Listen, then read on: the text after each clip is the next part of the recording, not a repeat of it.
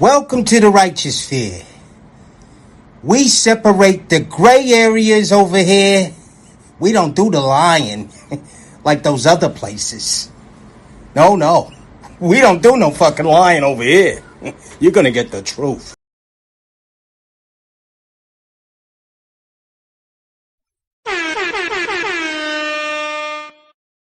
Look.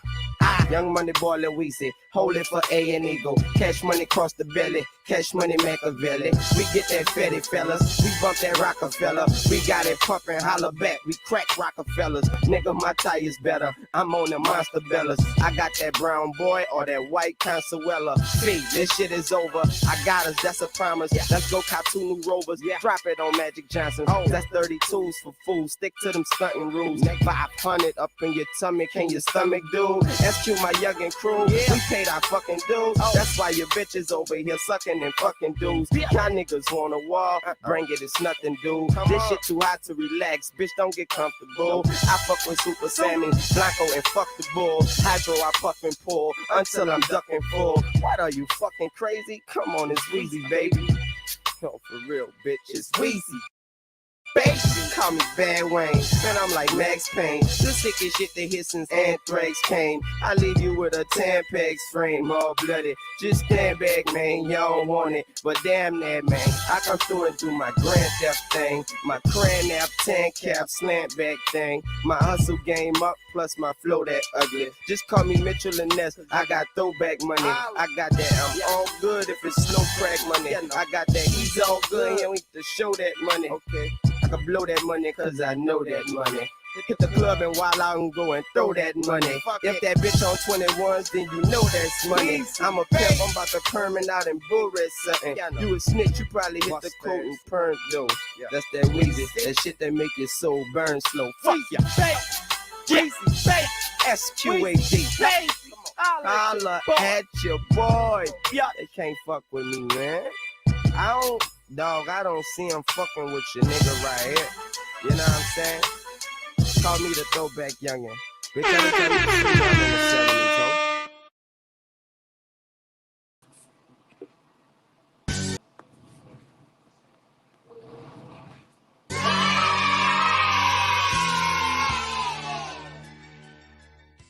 Salute. How y'all feeling, gang? How y'all feeling? Welcome to the studio where we learn how not to be fools from some well-paid fools. We learn and we study these stars and celebrities so we know how the regular folks that ain't got the money like these stars and celebrities, we learn how they act and why they move the way they move because they be following these folks. All right, y'all, how y'all feeling? How y'all feeling? Final period of the night. Y'all settle on in. We got a good old show. We is multi-streaming from both channels tonight. So guys that's watching from the Brutally Honest, salute. And thanks to my mods and thanks to my members. Y'all guys stick around. Y'all got like a free little stream. Y'all got like a free little stream tonight, you know what I mean? But for those of you that's watching on the Mr. Goodbread reaction, we gonna talk about this thing, guys. Y'all see the title. The truth about why Lil Wayne didn't get picked to headline Super Bowl halftime show. And it's quite simple. Like I tell you with everything, it's pretty much self-sabotage, guys. It be our own doing. A lot of the things, guys, a lot of the things that we fumble and we slip up or we get it but don't keep it. A lot of that be our own toxic ways and beliefs and patterns and you know what I mean, things of that nature that we don't go see about. And you know, I'm an advocate for going to see about the things in us first. You know what I mean, we mustn't follow anybody, especially not these celebrities, until we sweep our front door, right? Till we fix us first, guys. So today we're gonna tie in why you gotta get rid of the loser spirit, man and woman, guys. Man and woman. Now this one is vice versa. I know we like to make everything vice versa, and it's really not. But this one It's vice versa, guys. We got to get that loser spirit out of us, and we got it. We got it in us. I had it in me. I had it in me. It's a victim mentality. It's a loser spirit. That's exactly what it is. It's a loser spirit. So you don't want to see nothing win. You don't respect winning. You know what I mean? That loser spirit will have you hating on somebody you should be studying. Understand that.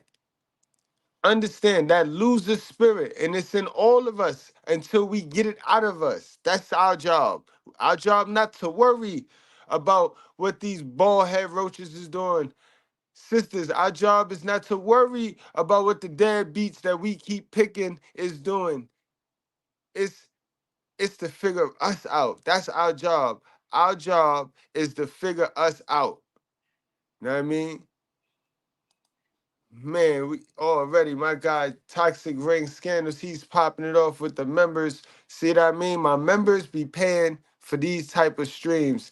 So that's for the Brutally Honest Goodbread channel. Guys, also, right, we're going to start on the Brutally Honest Goodbread channel for the members. You guys are already signed up because you already doing what y'all do every month.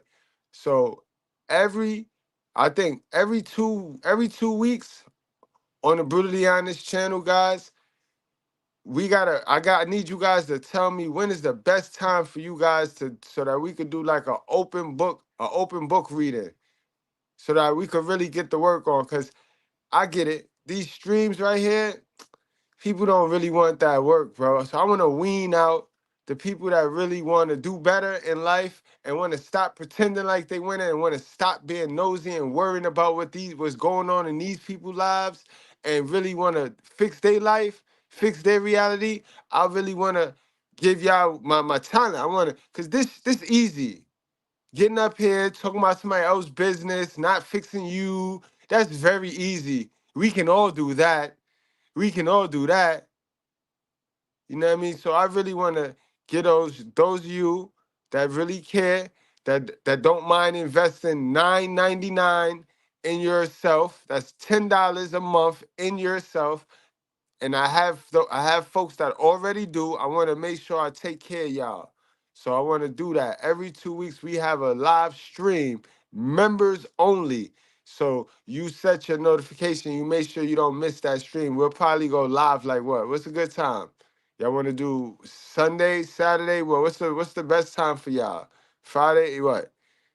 Every Sunday at what? 9 p.m. And we'll do one of them. We'll do a video. We'll do a reading, a group reading. Know what I mean, guys? Open panel. So that's what we're gonna do. But let's get back to today's lesson, guys. So we're gonna get to the truth about Lil Wayne, and let's do a little history lesson about Lil Wayne and the things that he have on document. You know, these things that you go on these platforms and say, right? It don't matter when you said it, how old or how long ago you said it, right?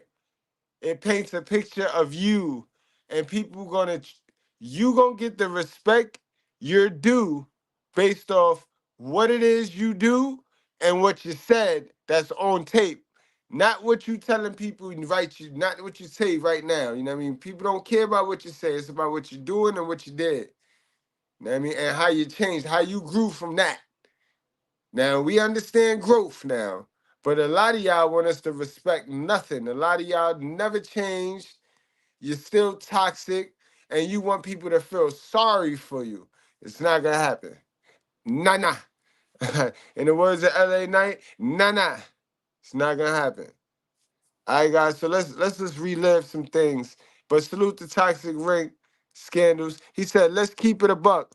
There's no content like this on YouTube or any other social media outlet. Good bread for content creator of the year. That's dope, bro. That's dope, bro. I feel you on that, bro. But we gonna keep this work. We gonna keep this work, right? Nah, nah. We gonna keep this. Nah, nah. Hold up appreciations. Nah, nah. We gonna keep getting this. We gonna keep giving this work. So let's get to Lil Wayne, guys. Rare footage. You know what I mean? some of y'all don't work, so y'all probably seen it. It ain't rare to y'all. You know what I mean? To those of you that work and that don't really follow this foolishness, I mean, this is gonna be rare footage to y'all, yo. Trust me, because when I saw it myself, I was like, what the hell? Why? I said in my head, I said, why did you do that, boy? But this the real reason why Lil Wayne was not picked. Lil Wayne too rough. He too real. Lil Wayne, one thing about Lil Wayne, you gotta give Lil Wayne credit. He ain't really go with no agenda, bro. He ain't go with none of these agendas, bro. If anything, the only agenda he with the drug agenda. Now let's keep it real, guys, right? We do understand that these characters, these celebrities, they don't do one thing. They don't multitask agendas, right? They got one lane and they is to stay their ass in that lane, right? So if Lil Wayne is in the get y'all junkies, turn y'all into little junkies and little drug heads, little drug addicts, then he not gonna be pushing be a mook. He not gonna be pushing for you to be a mook and for you to wear a dress. That's not his lane. His lane is to get you to be a junkie. So you can end up in jail a whole nother way. So you can destroy your life a whole nother way. That's his lane. Understand that, guys. These guys do not intertwine. So now we all understand what Puffy lane was. You know what I mean? Bandanas on and rapping street things and talking about guns. And every verse was about how I would run in your house and tie your parents up or something like that. And I sold over 1 million records in a heartbeat. It was about lyrics. Mm-hmm. It was just about, it wasn't about what you were talking about, it was about how you was talking about it. What do you say to people who call your music vulgar, misogynistic, offensive, degrading? No, if that's what you think about the music, if that's what you categorize it under, then so be it. All those things made me who I am, and I am a very successful man. Please keep looking out for more, because it's coming, baby. So your daughter, would you have any problem with her being called a or a hoe? Yeah, if they calling her a hoe, I have a huge problem with that. Yeah, we know that y'all do not believe in the stuff that y'all be promoting to others. Y'all don't believe in that for y'all kids though. We know, we see it, we saw it.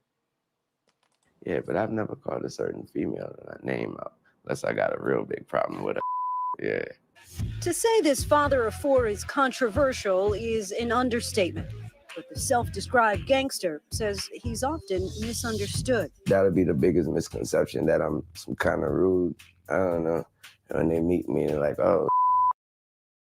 Bro, it's not a misconception when that's the character you portray. That's the mask you wear. People that's running around here talking about I'm misunderstood, nobody understands me. That's because y'all do a very good job of wearing a mask, bro. So people judging you by what you put out there. Forget how you feel. You know what I mean? You always get the, because I'm a good person, and then their actions and their behavior show else. Like that, come on. Stuff gotta match. Stuff gotta match. You so humble or whatever. But I'm from the South. I have to be respectful and everything like that because I have someone to answer to. And that's my mom. But Wayne doesn't really care what we think about it. He's unapologetic in just about every aspect of his life. What's your relationship with weed? Every day? There's God, there's my family, there's my kids, there's music and weed. In that order? Yeah. Our journey with Weezy started back in 2013 at his own private skate park he constructed in Miami. How do you, a self-described gangster, end up being such a prolific skateboarder? I just fell in love with skating, plain and simple. The thing you love most about it is landing the tricks, landing them well, and being able to say you did that. A few months later, he invited us to Amsterdam, backstage at a sold-out performance. What are you thinking about when you're walking on stage? Usually what's on my mind is just impressing the people. And I'm usually trying to fill the crowd out first. Let's go. Let's go. Being on stage for me is everything I ever dreamed of. I'm always at home on stage. Nowadays, Wayne has been making more headlines than music. Due to an ongoing legal battle, his completed Carter 5 album remains on the shelf, which is why he says he chose now to release a memoir. Gone Till November is a diary that chronicles the 8 months he spent at Rikers Island for an illegal weapon possession. When you look back at prison, has it been life-changing? I learned a lot about people. You're all on the same level. You're all going through the same thing. Everybody wants to go home. And this is exactly what P. Diddy going through right now. P. Diddy, man, I don't laugh at people. I just feel bad for him because they got to watch that man, yo. It got to be rough. He's so entitled, never been told no. Man, it got to be tough. It got to be like a culture shock to him. But outside of a jail cell, his celebrity status has clearly shaped his perspective, recently stirring controversy on Fox Sports when he said he personally doesn't see racism because so many of his fans are white. I thought that was clear. Yeah, and you see how they're not going to back him. They're not going. Lil Wayne too real. He too real for their shenanigans. Remember, he sat there and told Puff Daddy, like, listen, yo, stay away from dudes that be diddy bopping. He wasn't bugging. He wasn't tripping. He knew Puff Daddy was sitting right there with him. He said he ain't with it. Remember Puff Daddy said, oh, so you ain't with it. You ain't. No. Lil Wayne wasn't with it. And that's why he didn't get picked. That's why New Orleans said, nah. He's not controllable. Now, put him next to Kendrick Lamar, who looked like the more obedient black boy. That's what it's about. That's what it's about. Let's be honest here. You know what I mean? You always have your AI and you always have your Kobe. Remind yourself. Remember that, guys. You have your Iverson and you have your Kobe. They're going to always pick Kobe.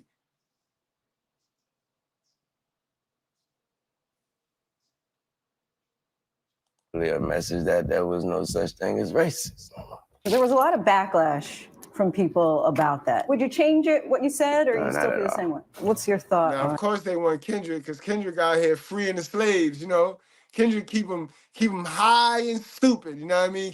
Kendrick keep them, keep your black folks engaged, you know what I mean? Yeah. Lil Wayne's out here like, nigga, if you don't go get you some money, like right now, and knock this racism shit off, they don't like that. No, hell no. What? No, you ain't black. You ain't black. It's funny because the poor black folks don't even know who they be rooting for or why they be rooting for. We know poor black folks root for people because of common dislikes, the common enemies. Like, because we all hate Jay-Z, we just gonna root for anybody. That's nasty. That is absolutely nasty, yo. That's nasty. And that got to be some type of super duper HPD, yo. And mental illness, yo. That is nasty. On Black Lives Matter. What is it? What do you mean? The idea was that there's this movement called Black Lives Matter, thinking that the rest of America didn't seem to understand that Black Lives Matter. It just sounds weird. I didn't know that you put a name on. Oh, he ain't. It's over. They will never pick Lil Wayne is not on none of these demons' first list. Y'all hearing it for yourself, so y'all don't gotta go nowhere else. I told y'all, I'll wait on certain topics till I get everything until I could focus, you know what I mean? I don't like to have all of these windows open and, you know what I mean, tabs open, and then you get nothing done. I sit back, let it marinate, and then I'm going to go get the real deal. Ain't no Jay-Z that blocked them, and I'm not being biased, because I told you Jay-Z been in them parties, boy. Jay-Z said, I'll trade you Beyonce for any one of them little pretty dresses. That's 50 girl. That's 50 baby moms. All right, I trade you. So I ain't biased about nothing. And Jay, my guy, it is what it is. The truth is the truth. You know what I mean? It's not a name. It's not whatever. It's somebody got shot by police for a reason. I am a young, black, rich. If that don't let you know that America understands black matter these days, I don't know what it is. Don't come at me with that dumb man. It's over. It's over. It's over. It's over. You got P. Diddy, My Song, and a bunch of other rappers running around here talking about Black Lives Matter.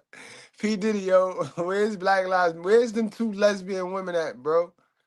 They gonna help you, P. Diddy, because you was in the front of the line, boy. You was in the front of the line with that swindle right there, bro. With that manipulation of our people. Yeah, let's hear that one more time. Lil Wayne said, get that shit out of here. That it just didn't make no sense. Reason. I am a young, black, rich. If that don't let you know that America understands black matter these days, I don't know what it is. Don't come at me with that dumb man. My life matter, especially to my. Do you separate yourself from it? I feel connected to a damn thing that ain't got nothing to do with me. If you do, you crazy as you. Connected to his flag right. As I'm connected, I'm a gangbanger, man. All right, that's when he just started going off the rail. And you can take the dude out the hood, but you can't take the hood out of most dudes. And that's where it be self-inflicted. It be self-inflicted. It's okay to not play their game. But, sir, there is still guidelines at which you can maneuver. That was crazy, bro. That was crazy. He probably was high. I don't know. That was crazy.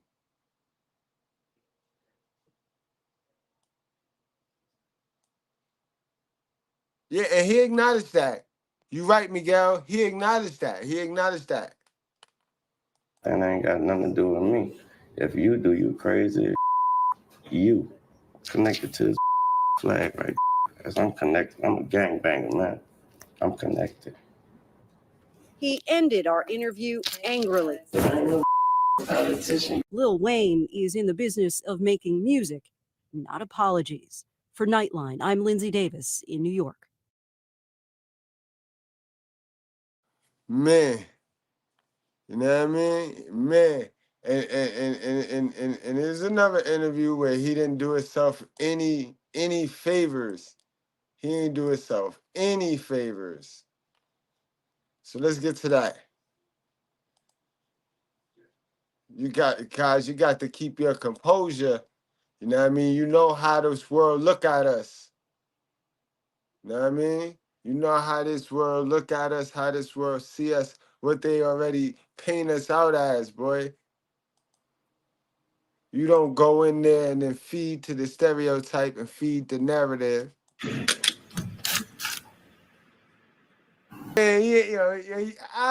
Yo, you gotta put a one in the chat for the realness though.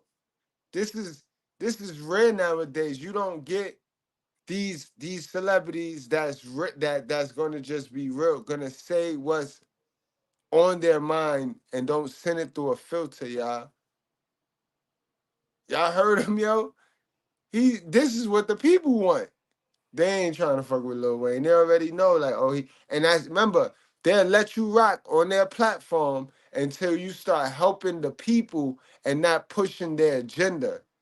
You know what I mean? You start helping the people, really waking the people up to some sense, and then they start canceling you. Remember, guys, we was in the wider audience for a hot 2 months. We was in a wider audience until YouTube got wind of the style of content we do over here. Then they threw us out. Then they threw us in the far corner. You know what I mean? Y'all make sure y'all hit that like button. Make sure y'all hit that like button. Put cocaine back in Coca-Cola. Yo, one more time, yo, Wayne is crazy. He is authentic, but he crazy. This boy Wayne is a fool, yo. He is a whole fool. That's not cool. It's going to lose the integrity. I don't like that one, Lil Wayne. I'm not voting for that one. But that's going to take the integrity out. See, you from the participation award era too. You from the I rap. You know what I mean? I should get what the person that wrote his own raps get. Like, nah, man. All right, we're gonna hold off on that one. Even playing field, bro. Just be happy you get the opportunity. You know what I mean? Just be happy for the opportunity. Like, She gets nothing. They ain't definitely not. Now you messing with messing with the state's money, boy. They ain't gonna like that way. plan that because Isn't sex, rock, and rap or rock and roll? Is that false or true? it's sex. I don't have sex. I don't have time for that shit. I work too much. It's just music, and money for me, literally. I collect antique cars. That's do what I you? do. Yeah. What's your favorite? I'm bidding right now on Frank's. My guys, I can listen to Lil Wayne all day though. Honestly, it's when the other folks start capping for him and stuff. It's when the other folks that got their hand all in the pot start capping for him. That's when I get like, oh man, yo, y'all don't really care about this man. But let's listen to his boss, his father, his daddy. You know what I mean? I don't give a about what other did before me. They didn't plant the seed of the hustle. We Southern, we created this. I created this. I'm the that made these rich. If he's that confident, you know, I give him a little glimpse. It's crazy. I give him a little glimpse. Check that out. Man. Cut it out. Knock it off. Think about this for a second. Now hold on. Let's take a quick trip real quick, guys. I was trooping on the internet and I stumbled over that video. I stumbled over a little video. I clicked in it, and Steve Stout was talking about how Drake turned down 2 Super Bowls, guys. So you know me and my logical, critical thinking self. I put 2 and 2 together. Same way people put 2 and 2 together when Kendrick got picked, and they like my 2 and 2 equal Jay-Z hating. My 2 and 2 equal. Why the hell Drake didn't take one of those Super Bowls and put Lil Wayne on? Right? That's I don't know.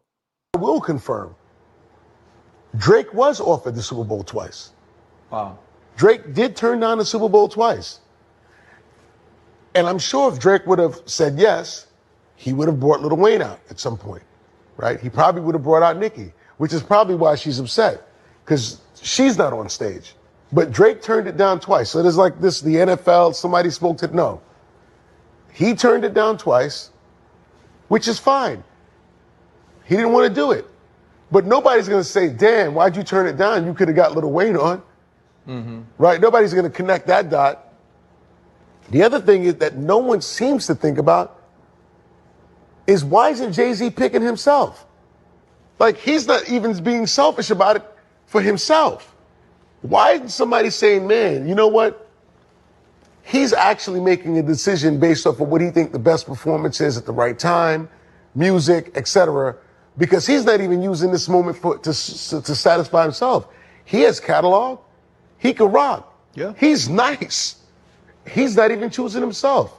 To me, that should be celebrated. That he's not being selfish and he's helping these artists and giving them what they deserve and not being selfish about it and choosing only, you know, Rock Nation acts or himself. Because if it was just that, I could understand it. But for it to come down like this is just, to me, shit is corny. And it makes the hip hop community, the black community, it leaves a stain.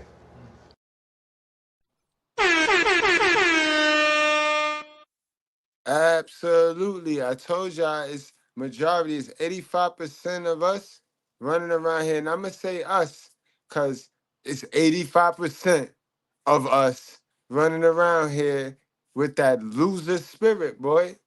They got that loser spirit. And I told y'all in the beginning of this live, that loser spirit will have you hate on somebody you can learn from. That loser spirit will have you link with somebody temporarily because y'all share common enemies. Whole time you know nothing about the person you link with, and it's just a matter of time before y'all fall out, and then y'all be talking about how y'all hate each other because y'all really don't know each other, and that's just how they moving out here. It's a dog eat dog world, but they got an expression for it. It's called eat the rich. And it's a victim mentality that lies in 85% of our brothers, bro. That's nasty. And 85% of our sisters, because if it's in 85% of our brothers, who raised those brothers? And that's where they get it from. That is the generational curse. To feel like you're a loser and you didn't even participate in anything. People hate successful people because they don't understand the sacrifice. They're not disciplined enough to understand the sacrifice. They compare their level 1 with a person that's on level 30 because they don't watch somebody that's on their level, on their playing field. They're always watching these stars. So they comparing their level 1, knowing damn well they're not even putting in the work. And they're watching their level, they're comparing their level 1 to another person's level 50.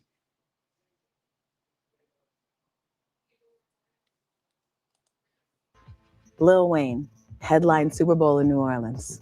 How badly do you want to hear those words?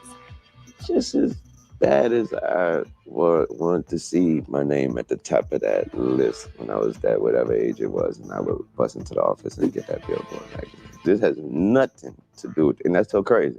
So the drama over Kendrick Lamar headlining the next Super Bowl halftime show is still heating up, and Birdman just took it to another level. He straight up called out Jay-Z and is threatening to expose. Well, how can you call out Jay-Z and not call out your boy Drake for turning it down? Nation's shady. How do you not call out Drake? Because he's under you too. How you not call out Drake for turning it down? Twice Lil Wayne could have been on the stage. Twice Nicki Minaj could have been on the stage. Well, maybe once, because then they wouldn't have never asked you twice. They'd have just got you once. That'd have been it. Business. But what exactly is Birdman referring to? And does he really stand a chance going head-to-head with Jay and Rock Nation? Let's jump right into this. And I told them the game. And now we control it and we run it. Hip-hop is us. We run hip-hop. Yeah, we run mother down bottom, Southern. Jay-Z versus Birdman and Wayne. All right, y'all. Let's talk about one of the most iconic beefs in hip-hop that went down between Jay-Z, Lil Wayne, and Birdman. For years, it felt like they were always trying to out-rap each other. Whether it was just a friendly competition or something deeper, this rivalry had everybody talking. First off, you already know Jay-Z isn't just known for dropping legendary bars. He's always positioned himself as the king of rap. Then came Lil Wayne, who grew up idolizing Jay, but eventually decided to step into the ring to claim that top spot. Wayne wasn't shy about letting the world know he wanted the crown, especially when Jay-Z hinted at retiring after the Black Album. Wayne saw that as his opportunity, going so far as to freestyle over Jay's tracks on the Prefix mixtape in 2004, putting the whole industry on notice that was coming for the throne. By 2005, Wayne dropped his track Best Rapper Alive after his classic Thought Carter 2 album, and everyone started speculating. Was Wayne gunning for Jay's title? It sure seemed like it. Even though he was still giving Jay props publicly, Wayne's confidence was through the roof. Things started getting really interesting when Jay-Z invited Wayne to feature on Destiny's Child's track Soldier in 2006. That was a major co-sign, but behind the scenes, Jay was also trying to sign Wayne to Def Jam. But Weezy, being loyal to Birdman and Cash Money, passed up the opportunity to stay with his original team and focus on building his own Young Money empire. When you wanted to sign Wayne before Wayne really took over. Yeah. Now, you mentioned Lil Wayne. I know that you guys were this close to signing Wayne. What happened with that deal?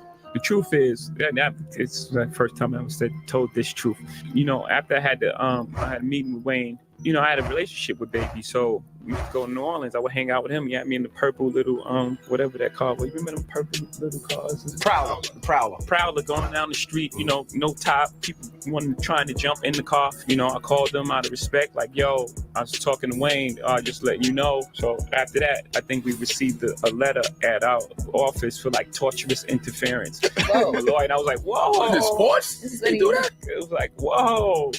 And it just all went from there. But, you know, I think I would rather lose that situation and do the right thing than the opposite, you know, because I think I could have signed them and then told them after, but, you know, I did the right thing. And Fast forward to 2006, and the vibe between Jay and Wayne shifted again. Jay's album Kingdom Come had everyone buzzing about whether or not Jay was throwing subliminal shots at Wayne, especially with tracks like Trouble, where Jay kept dropping the word Lil. Wayne then responded in a 2006 interview with Complex, basically saying he wasn't feeling Jay's whole savior of rap energy. He let it be known that if Jay thought he was coming back to reclaim the throne, he'd have to go through Weezy first. Wayne even straight up said, "I'm better than you." By 2007, the back and forth continued, with Jay firing more shots at Wayne in T.I.'s Watch What You Say to Me. This was when the rivalry really started bubbling. Yet somehow, despite all the shade, Wayne and Jay collaborated on Hello Brooklyn 2.0 off Jay's American Gangster album, confusing everyone.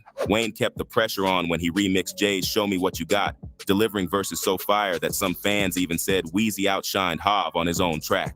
But just when it looked like things were about to escalate again, the two started showing each other mad respect. Jay even called Wayne my heir on Mr. Carter from Thought Carter 3 in 2008, solidifying that mutual respect. But of course, Birdman couldn't let things cool down for too long. In 2009, he stirred the pot by claiming Wayne was the best rapper alive, throwing shade at Jay-Z during an interview. "I don't think Jay-Z is the #1 MC in no kind of way," Birdman told Tropical TV. "Wayne's the best. He do the most, and he make the most money. I don't think no man in the business make more money than us. How can you be the best if you don't make the most money? And you don't do the most? Lyrically?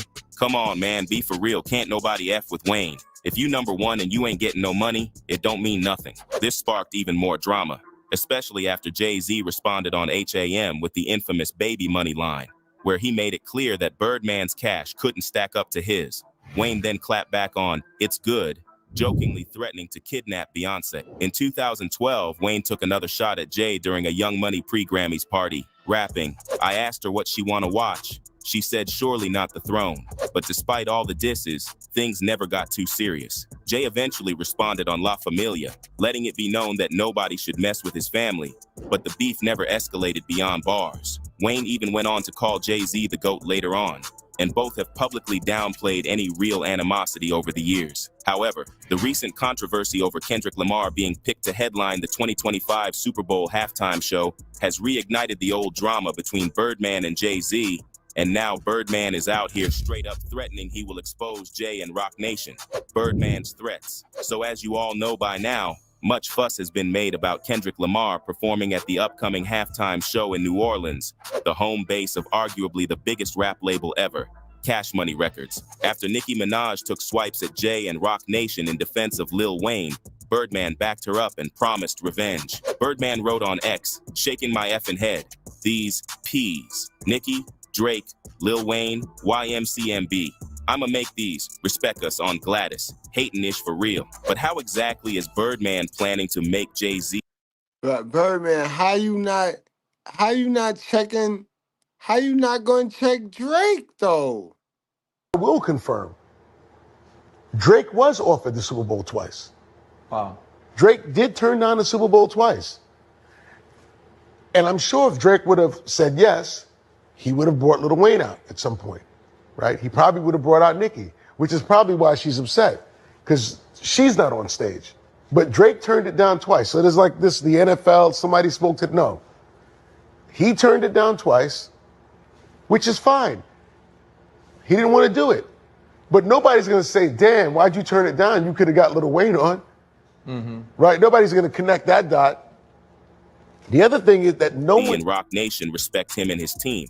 Does he have some dirt on them that he's now threatening to expose? Injured in a car accident? Want to see if you qualify for a huge check like Double this? tap that Don't call screen, insurance. guys. Hit Don't that call like an button attorney. for me. Dude. Double tap the Well, screen. word on the street is that Rock Nation's been moving very shady behind the scenes for years, and apparently Birdman's got some inside scoop on it. Rock Nation's dark side. So there's been a lot of talk lately about Jay-Z's close ties with Rock Nation's Desiree Perez, the same woman Nicki Minaj recently put on blast, accusing her of pulling dirty moves behind the scenes to shut down any artist who gets in Rock Nation's way. Following recent drama between her and Megan Thee Stallion, Nicki reposted Rock Nation's ad promoting Megan's diss track, Hiss, and wrote, "Spending so much money, but she's the lil broke independent artist? Desiree, you gotta let it go, baby. The world knows she's ass and can't rap. Stop effing trying to make fetch happen. I just put out a song with no promo, no video. It's already #2. But Nicki didn't stop there. She later came for Desiree again, threatening to expose her for allegedly unlawfully firing her employees. Nicki wrote, "On the next song, I delve into all the people Desiree allegedly fired for unknown reasons. Other things as well. So many people were blindsided and hurt by her, allegedly. She's willing to go broke to try to replace me? Fix it, Jesus. But who is this woman Desiree Perez anyway? And what do Nicki and Birdman know about her that the public still hasn't learned? So there's not a ton of personal info out there about Desiree Perez. But here's what we know. She's from the Bronx, born to Cuban immigrant parents, and she got her start in the music game back in the mid-90s, working as a part-time assistant manager at a New York nightclub. That's when she started building connections with local artists and eventually met Jay-Z. They linked up when Jay performed at one of her clubs, and from then on, they've been tight. Fast forward to 2008, Jay-Z launched Rock Nation after parting ways with his first label, Rockefeller.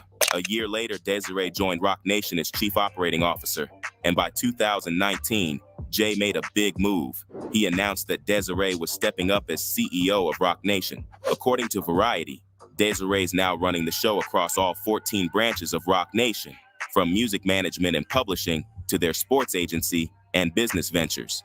After stepping up as Rock Nation's CEO, Desiree didn't just stop at running the label.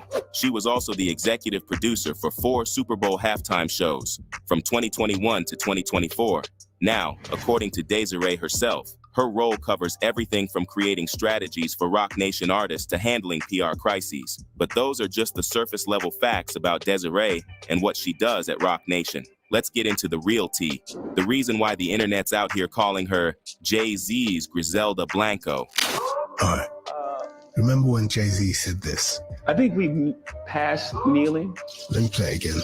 This time, look at the reaction of the lady sat just behind him. The reason why she's worried about how Jay would respond is because she's the CEO of Rock Nation. But in her former life, she was a federal informant. So why is Desiree being compared to one of the most ruthless drug lords in history?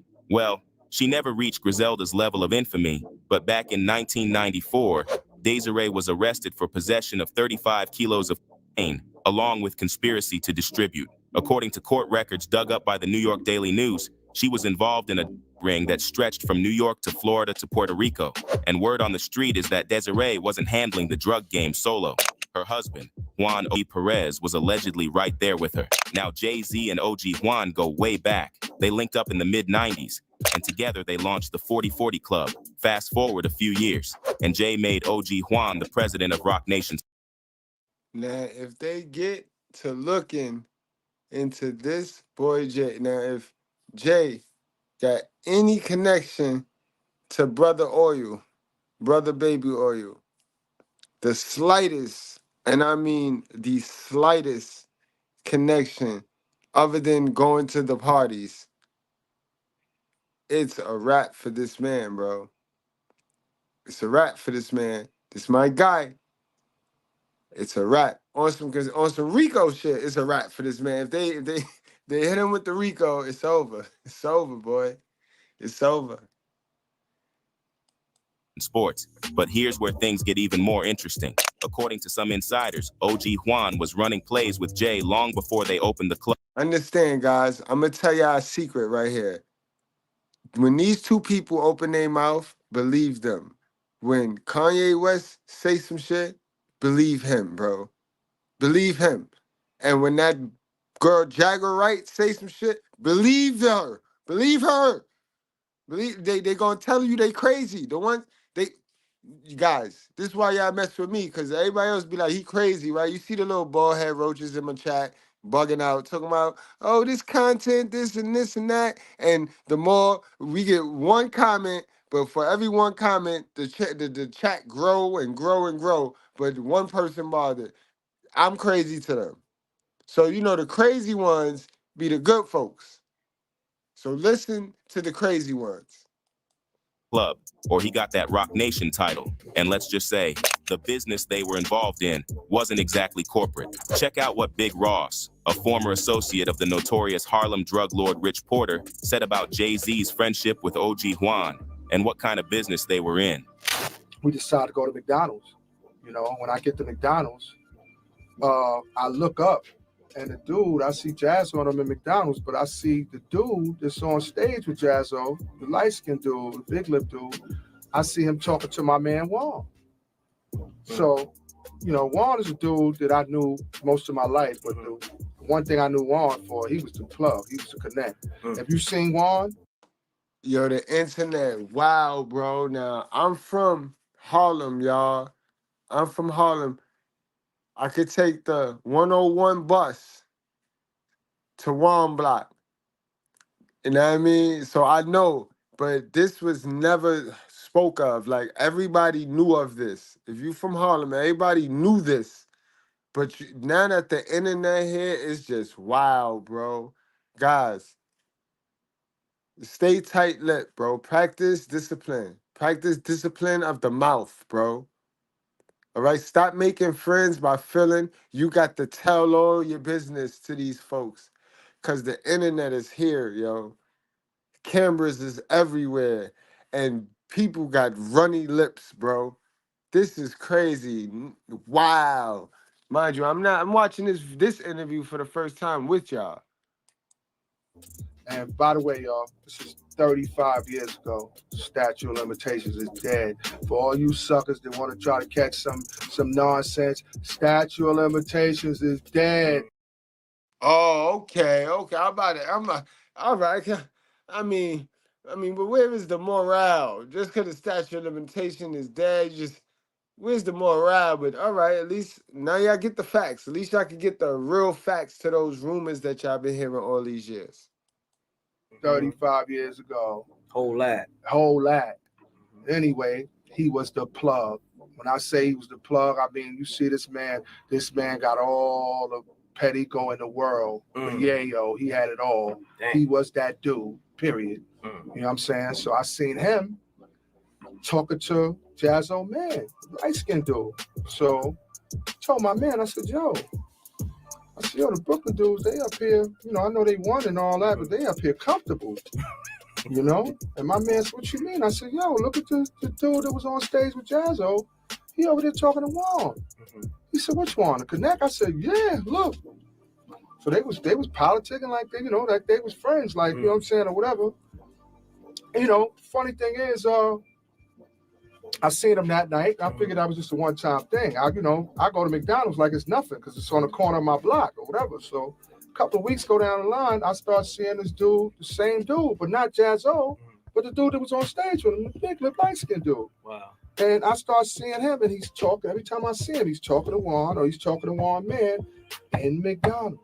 Now let's get back to Desiree. Y'all are probably wondering what went down after she got busted with all those kilos. Keep in mind, her indictment wasn't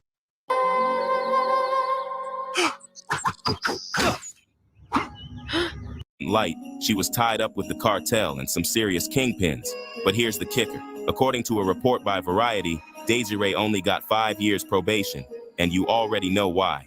She agreed to work with the U.S. Attorney's Office and became an informant. Word is she wasn't playing either. She was out here wearing wires and everything. And according to a source that mysteriously got wiped from the web, Desiree took her snitching seriously. According to this 2014 article by the New York Daily News, a June 11th, 1996 court hearing obtained by the News shows the feds were pleased with their star mole. The defendant has really worked closely with these agents. Assistant U.S. Attorney Lawrence Bardfeld told a judge that day, arguing to keep Perez out of jail. So right after the news dropped that Jay-Z hired an FBI informant and put her in a top spot at Rock Nation, Dame Dash hit Sway in the morning. When Sway brought up the whole Jay and Desiree situation, Dame straight up said that it was the first time Jay's moves really scared him. Dame didn't hold back either. He mentioned how a lot of his friends and business partners, like Rockefeller co-founder Kareem Biggs Burke, dealt with major heat from the feds. So for Jay to turn around and hire a federal informant, that obviously didn't sit right with Dame. This is the one time that the paper did scare me, and I was like, I have to be some truth to it, is when I read about his affiliation with, informant, that he's in business with certain people. And it's tricky for me to say, but just based on where I'm from, I can't have nothing to do with that. And then just based on, do you believe that though? I don't know. It's paperwork. Yeah. So it's not to believe. You know what I'm saying? There's paperwork. So that part of it scares me because I know Biggs is in jail. I know Irv Gotti's been for years over shit he didn't do. I know they've been with me for years. So it just means I need to stay over here. You know what I'm saying? So I love Jay, but let's say I find out that any of that, I can't with him at all because that's how I was raised. It ain't no disrespect. I don't know how anyone else was raised. That's it. It ain't nothing to talk about. And it's real serious for me because, your friend, my man's in jail for 3 years over weed. The feds is really on me. It's not like they not. And where I'm from, that's not tolerated at all. But Dame wasn't the only one side-eyeing Jay-Z for working with a government informant. Remember the whole Tekashi 6ix9ine situation? The entire hip-hop community labeled him a snitch after he testified against his own people, admitting that several of his acquaintances were gang members. By cooperating with the feds, Tekashi went from facing decades in prison to getting just 2 years and then house arrest, partly due to his asthma during the pandemic. Now, whether you rock with Tekashi or not, you can't ignore the straight-up hypocrisy here. Rock Nation artists were out here dragging Tekashi for snitching, while at the same time cozying up with the snitch herself, Desiree Perez. And one of the loudest voices was none other than Meek Mill. He went off on Tekashi saying, "Hope that rat going live to apologize to the people he told on, or the victim. Y'all forgot fast that a rat killed Nipsey. He wasn't supposed to be on the streets. That's the only thing I'ma say because he's dead. Left his baby mom and child like a coward as targets. Yeah, that's cute and all, but check this out. Back in 2019, Desiree Perez was actually photographed walking Meek Mill into court to secure his deal and get his charges dropped. So Meek's cool with having a known snitch like Desiree help him out, but he's out here calling for Tekashi to apologize for snitching. By the way, Tekashi himself pointed out the major hypocrisy, calling Meek out for using the services of a former FBI informant while blasting him for doing the same. Exactly, and Meek, boy, you on them tapes, Meek. You all over them tapes, Meek. Thanks for agreeing to do this interview. I know it's a really tough time for you right now, but we really appreciate your time. Let's do it. Now, Puff, P. Diddy, how do you want me to refer to you? You can call me Love. Okay, let's address the elephant in the room, all the allegations. Are you attracted to men or women? It depends on my mood, my vibe. Is it true that you've had sexual relations with Meek Mill? I can't tell you that. Perez struck a deal with the feds, agreeing to wear a hidden wire to record her meetings with major traffickers, the cartel. Her undercover informant work won her courtroom praise for federal prosecutors, as does mine, after she helped them break up major dealers in Puerto Rico and Colombia. You see Meek Mill right here with Desiree Perez, right? She's part of his bail with Jay-Z. This part of Rock Nation, right? She's a executive at Rock Nation. But then you go saying, yo, listen, we don't rats. Your executive is a rat. So you pick and choose? Because if you don't want to be around rats completely, you're with a rat right there. She cooperated for the DEA. That was never your tour, homie. Listen, you was put on by Nicki Minaj. And you rolling with rats now. But you know what? Nobody knows. Nobody knows. Nobody is gonna be like, yo, nobody's gonna expose this. You're with a rat every day. You're with a rat every day. You're with a rat. Your prison reform, your bail reform is with a rat. Yo, that's fucked up when a rat could call somebody a rat but be correct. It's just a rat's world, boy. They said doggy dog. This ain't no doggy dog. My ass. 85% of them is rats. This is a rat eat rat society, yo. Nasty work. Oh no, she wasn't street. She was selling kilos of cocaine. You don't want nobody to know? It's right here. Let me show you. Desiree, Perez, and Meek Mill. Desiree and Perez and Meek Mill walking out the courtroom. Desiree, Perez, and Jay-Z, right? Now fast forward a few months after Tekashi called Meek out for working with Desiree, and news drops that Desiree was one of 143 people who got either pardoned or had their sentences commuted by none other than Donald Trump right before he dipped out of office. Desiree issued a statement on her pardon at the time saying, "I'm grateful to have received a pardon and to have formally closed that chapter of my life in the eyes of the law. I have taken full accountability for my mistakes from 25 years ago, but I also take tremendous pride in my personal growth, perseverance, and accomplishment since then. This pardon reinforces my lifelong commitment to advocate for criminal justice reform and social justice initiatives." Here's where it gets even messier. According to Variety, Desiree probably... That girl, Desiree, is a demon, boy. Desiree. Probably secured that pardon thanks to lawyer and CNN correspondent Van Jones, who just so happens to be represented by Roc Nation Management. Van Jones locked in that deal with Roc Nation back in 2017, which is why Jay-Z handpicked him to do that infamous interview where he finally admitted he cheated on Beyonce. You know, the one where Jay praised Bey for being strong, for sticking with a cheater. You know, that's a level of strength really on both sides. I mean, if the shoe had been on the other foot, you know, if the transgressions had been on her side, do you think you would be able to be as forgiving of her as she was of you? I hope. Again, because I love her the same way. No matter what side, I love her the same way. I pray that I will, because her strength and her, you know,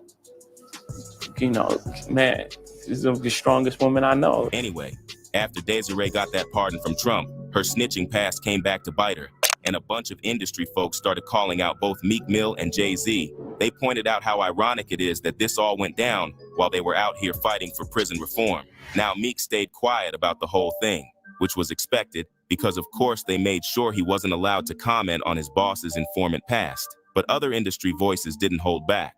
One of them was Tory Lanez's dad, who went off on Jay-Z and Roc Nation after Tory got hit with a 10-year sentence for shooting Megan Thee Stallion. Right outside the courthouse, Tory's dad blasted Desiree, straight up calling her a snitch and suggesting Roc Nation had a hand in Tory's downfall.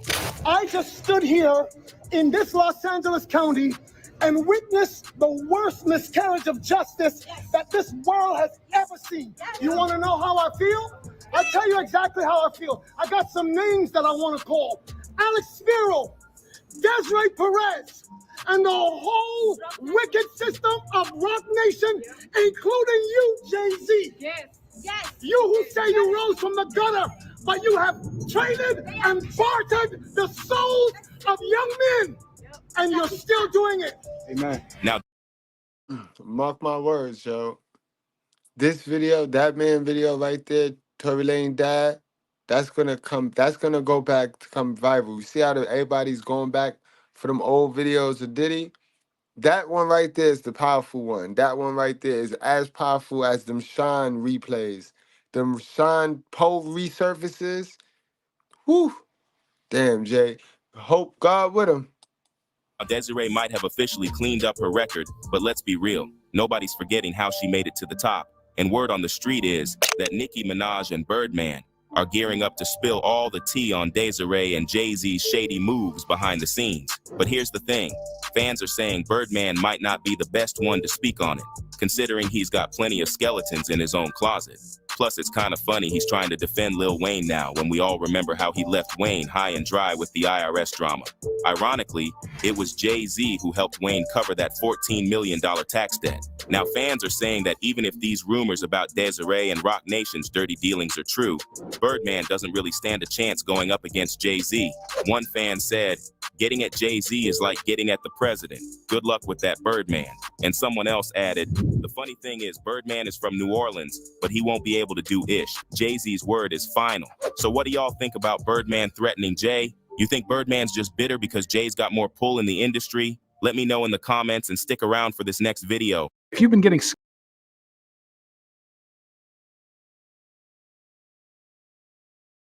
Man, it's been a good one so far, guys. So let's get to the main event. Guys, and this one is not to trigger anybody. You know how we do. Salute to my members. Like I said before, salute to my members. This is not to trigger anybody, guys. This is to put you on, and I need you to check yourself. Because we see all these features and things and stuff we don't like in others, and we overlook the stuff that we don't like in ourselves. And we push those and deflect those. And you know what I mean? A lot of the times, the people that call out haters, the people that got a lot of haters are the biggest haters. All right?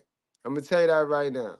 People that is on their purpose and working and is about something, you can't even really see your haters until you take a little break. That's when you notice all your haters. It's the people that swear up and down they got haters that have the most hate in their heart. They got that biggest loser spirit in them. So let's get it, guys.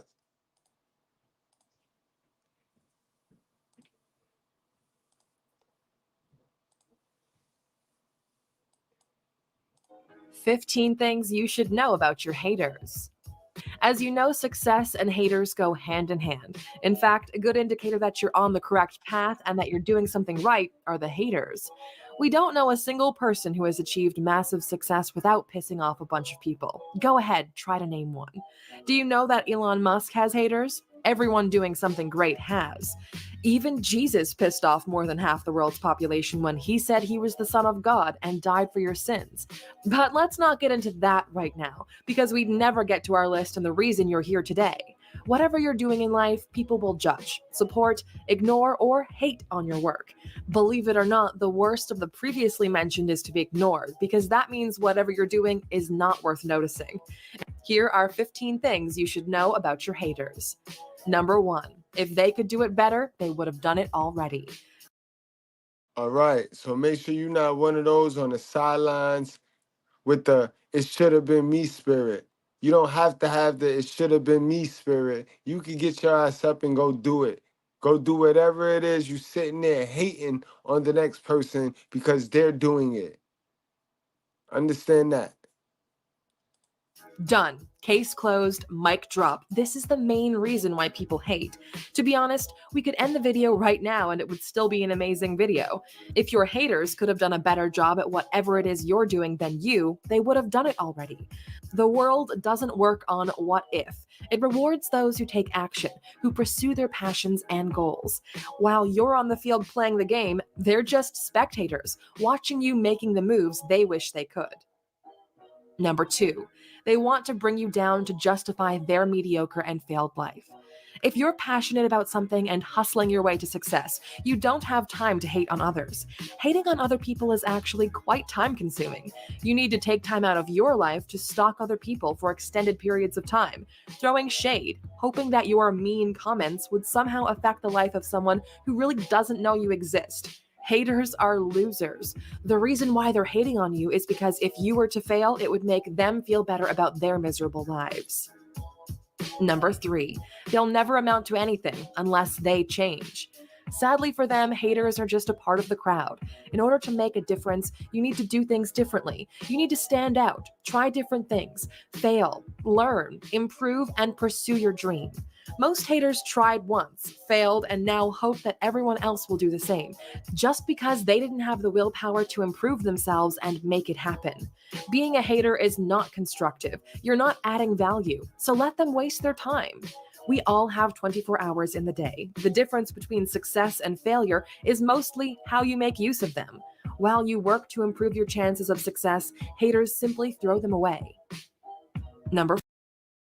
Exactly. It comes down to what I told y'all earlier, the sacrifice. It's that sacrifice that the hater is not willing to make because of the lack of discipline and the need to be impatient. That instant gratification is killing you. 4, they have a limited mindset. For some reason, haters believe there's only a limited amount of success out there. By that logic, if you get your share, you're probably taking it away from them or someone else they believe is more worthy than you. Let's get something out of the way and let me add something to that limited mindset. The limited mindset is also tied to a fixed mindset. And in psychology, you learn about the growth mindset, and then you study the fixed mindset. And all it is the fixed mindset is stuck on the beliefs that his mama, his grandmama, his parent raised them off of. regardless if the beliefs is a lie or if it's a fact. They're going to run with it. They're going to make choices and decisions off of it, and they're going to deal with them same consequences that they mama and whoever it is that gave them that information. So a limited mindset, which is a fixed mindset, they ain't got no room for growth. They're not trying to read. Remember, you can educate your way out of any situation. So that means if your mama raised you to be run into walls head first, right? You're gonna run into walls head first until you go get some information to teach you how to climb over the wall. You see how that works? It's not magically gonna fall from the sky and land in your lap. It's not. And we can't blame our mother. We shouldn't blame our mother because it's our responsibility, guys. We get to a point where it's our responsibility to go get that new information and figure out how not to run right into the damn wall. And I want you to really pay close attention because this could change the way you look at life. And that is, there isn't just one pie.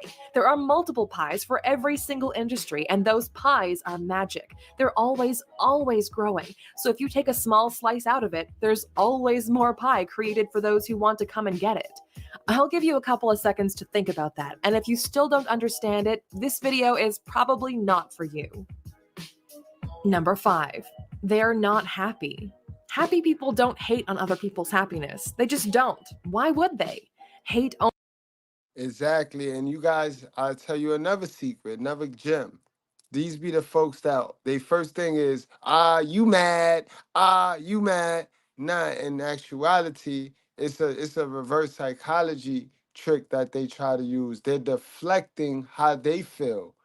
Their inner is mad at whatever it is, and they're gonna push it on you because they're just not happy. And believe it or not, 60% of the people in this world, not even in the black community, 60% of this people in the world live week to week and are not happy with who they are. Only comes from a dark place within oneself. Once you realize this, you kind of feel sorry for your haters. They're not happy, and for some reason, instead of doing something about it, they hope that if you were to also lose your happiness, that would somehow normalize their own situation and they would feel differently. The thing is, happiness is a choice. You are not entitled to happiness.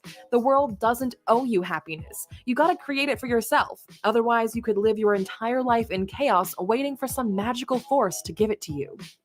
And I'll tell you another gem, since we rocking, right? Y'all rocking with me. Those that want to stay stupid, they done fell off.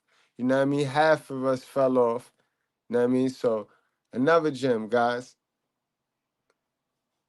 Hold on, let me play this part back. Let me play this part right back. Because you create happiness, right? You create happiness by doing things for other people. Stop trying to harder everything for yourself. Stop trying to do things for yourself. Y'all go out there and y'all go into consumerism debt, buying you stuff, and it is no return on your investment. No long-term return on your investment when you buy you something. No, because once that go out of trend, you're gonna want you something else. Do something for somebody else. Do something for somebody else. Give somebody else something, and then when you down and walk right past that person you gave something to and see how happy you become. Because that's long-term happiness, guys. What you do for others is how you generate and create long-term happiness. You could live your entire life in chaos waiting for some magical force to give it to you. Number 6, they're scared of change. They're scared of the inevitable. Change happens all the time, no matter if you like it or not. And that's a fact. We talked about this earlier when I broke down how a lot of our modern women and some beta males who've been bit by a single mother, being raised by a single mother. If you raised by a single mother, know you are snake bitten, man or woman. And a lot of us, we care so much and we focus on the snake that bit us, and we never go get the venom up out of us so that we can go on and live. Message, because we scared of change. change is uncomfortable. Just like truth. You see, the medicine don't taste good. The medicine do not taste good. But when you sick, you got to go get healed. What you need to remember is that those who are too scared to change usually get left behind. The future belongs to those who are the quickest to adapt. Haters are scared of trying new things. They're so scared of failure that it bothers them that you aren't as scared as they are. With QuickBooks Solopreneur, you'll gain confidence in your books. And it's on sale for... Number 7, they're filled with envy. You know what they say, those who can't envy those who can. One of the differences between the successful and the unsuccessful is what they feel when they look at someone achieving success. Those on the road to success will look at someone who already has achieved it and be inspired, be motivated, and even get more passionate about making it. On the other hand, when a hater sees someone doing well, they don't feel inspired. They feel a different feeling. They feel envious. The problem is, out of the two, only the first one actually improves your current situation. And I tell y'all this, gang, all of the time. When it come to me, all right, let me be the first one to tell you guys, don't compete with me. Don't silent compete with me. I'm not your competition, guys. I'm really not. I'm here to help you. I'm your brother. I'm not your friend. You ain't got to compete with me. I already won my race, guys. I won my race. I found my virtuous woman. I'm the king of my household. I'm the king. I run shit here. I run shit. All things stop here. You know what I mean? So I'm not competing with y'all in the status game and all of that. I got bread. I got my own company. You know what I mean? So I'm not competing with my brothers. None of y'all. Like, you know, you could be smarter than me all you want, but I could relate to the people. You know what I mean? So if you could be as smart as you want, you could be smarter than me. That's not what I'm trying to do here. Remember? But you're not gonna be realer than me. You're not. You're not. And that's what it's about. So let's team up, let's tribe up, let's get rid of that loser spirit, and either you're gonna learn from Mr. Goodbread or just leave me alone. Leave me alone. You know what I mean? Straight up and down. Number 8, they'll justify your success as luck instead of hard work. When they can't understand it, they'll say you got lucky, that you had connections. They'll say anything in order to justify themselves why you got it, but don't really deserve it. This is probably the most common way people hate on each other. It's easy, and it takes out of the equation the possibility that someone has simply worked their asses off in order to get where they are. It is way too hard to comprehend how someone who's got the same hours in a day as you, with the same 2 eyes, 2 hands, and 2 legs, could achieve something that you yourself could not. They're gonna say you got lucky, but the thing is, the harder you work, the luckier you get.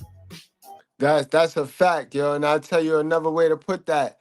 Luck finds the hardest working people. So if you're not lucky, you're not working hard enough. Bingo.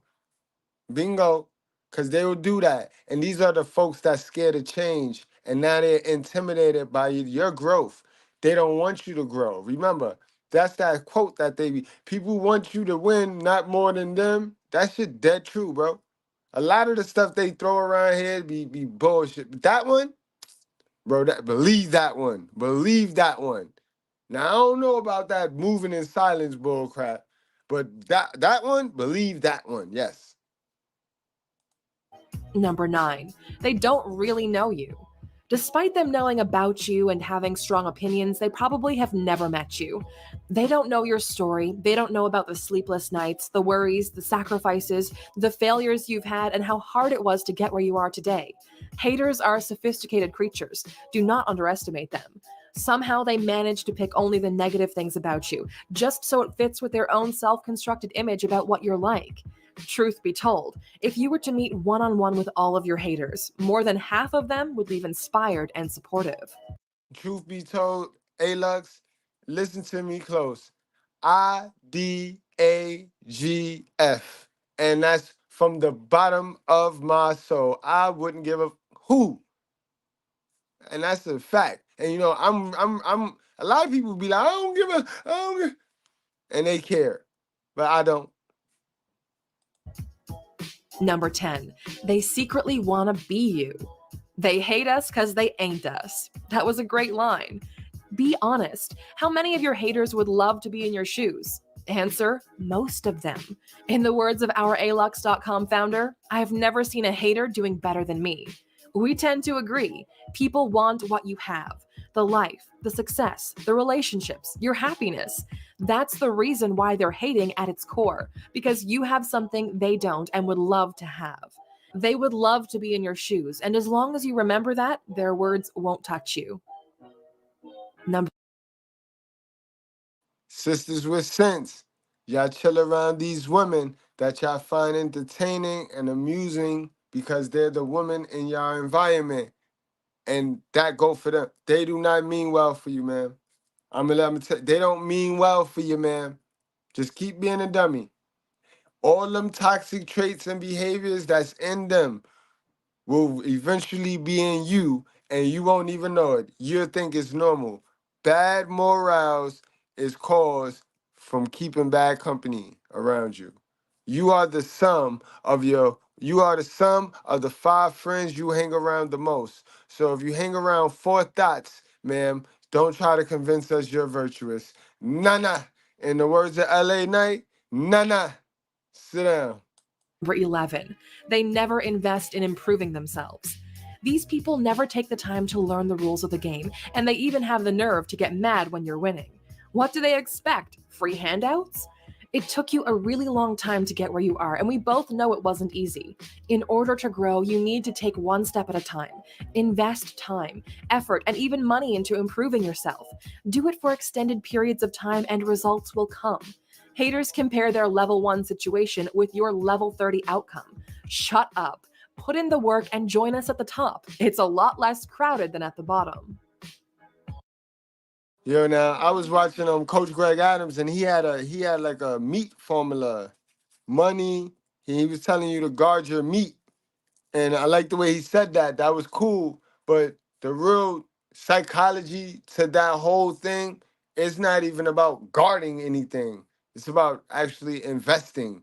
You know what I mean? And that's the problem with black folks. Black folks always want to guard something, right? We always want to save and hold on to something, knowing damn well we're going to penny pinch, and we're going to penny pinch until there's nothing there, instead of just investing and growing money instead of holding on. So, you know what I mean? I found that it was dope. Meat, money, you know what I mean? Energy, what's that? Attention and time. But you want to invest your money in that. That's investing. You want to invest that.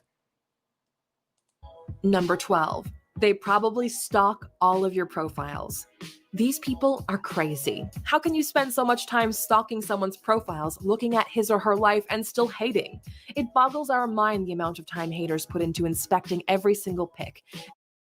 But that be that HPD, that histrionic personality disorder that be in these folks.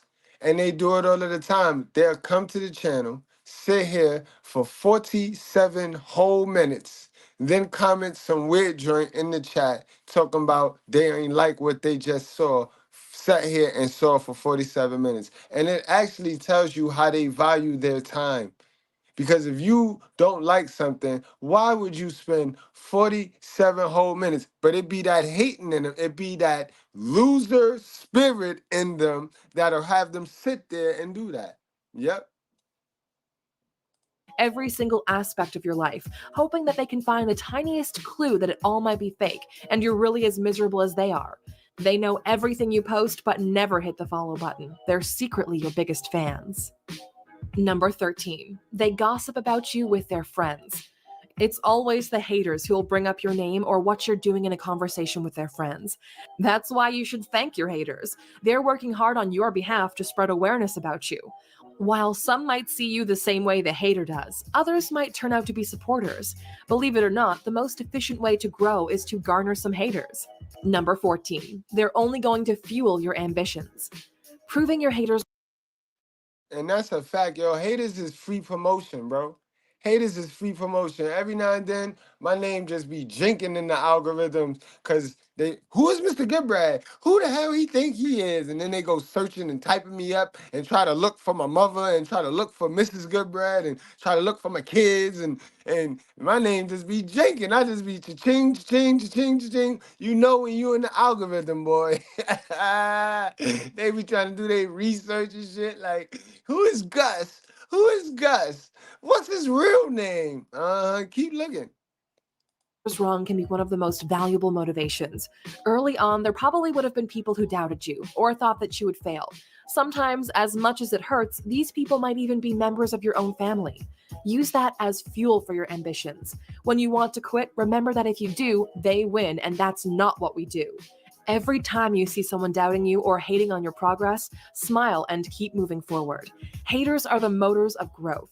No matter how you feel about them, the Kardashians worked this. Hashtag that. Haters are the motors of growth. That is powerful. Hashtag that. Haters are the motors of growth. Model perfectly. They sparked outrage. They started getting haters, then converted some of those haters into fans. And now they're cashing in massively. Number 15. Haters gonna hate. The last thing we want you to remember from this video is that no matter what you do, you'll never make everyone happy. Trying to please everybody is just setting yourself up for failure. We don't really want to do this, but Taylor Swift is right. Players gonna play and haters gonna hate.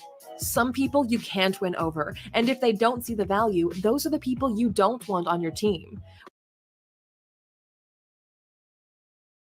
And that's a fizzle, guys. That's a fact, guys.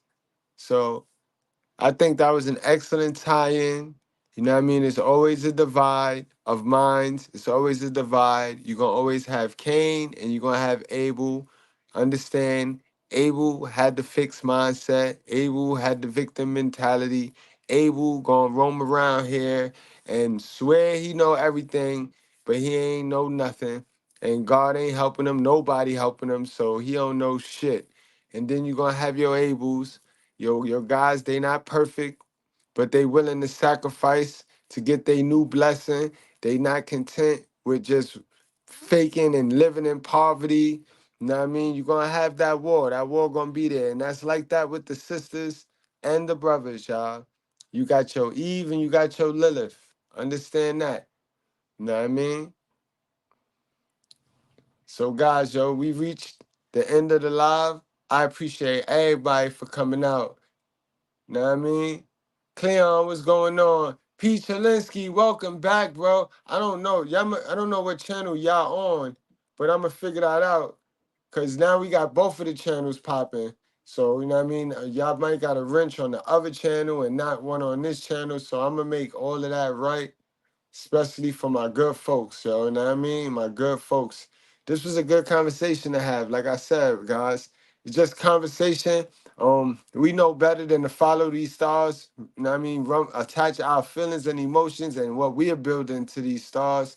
But every now and then it's good to look up and watch them, because studying them is you're gonna learn how the regular folks is moving. You're gonna learn exactly how your next door neighbor, how they run their household, why they do the things they do. All you gotta do is study a celebrity. All you gotta do is study the celebrity and match the celebrity's vibe and behavior to the shit you seeing out there in the world. And boom, you got it. You know what I mean, guys? So enjoy the rest of your night. It's been a hell of a Sunday. I always appreciate y'all. You know what I mean? Toxic Ring, I see you. Thank you, bro, for everything. What's going on? Al, what's going on, Al? Uncle Jackie was in the building. My guy, MVP 5000. Freemason, welcome back, my guy. Always knowledgeable, always kicking that truth in there. Oh man, the Neen, the Queen, what's going on? Carlos, I see you. I see you. Georgia, what's going on, Georgia? How you feeling, Georgia? Georgia, Georgia. What's going on? XL to the Prizzo. Sandra, you were spot on with that. Hell yeah, believe Kanye West. Kanye West and Jaguar Wright, believe them too. Farrah, We got to get you a wrench over here too, Farrah. How you doing, sis? My sisters with sense came out. Ben, Hannah, what's going on? What's going on? This was one of them HPD ones. Yeah, this was one of them HPDs. HPD. Garrett, what's going on? Miguel, what's going on? All right, guys, we gonna get on out of here, Glenn. You know what I mean? We gonna get on out of here. See y'all later, yo.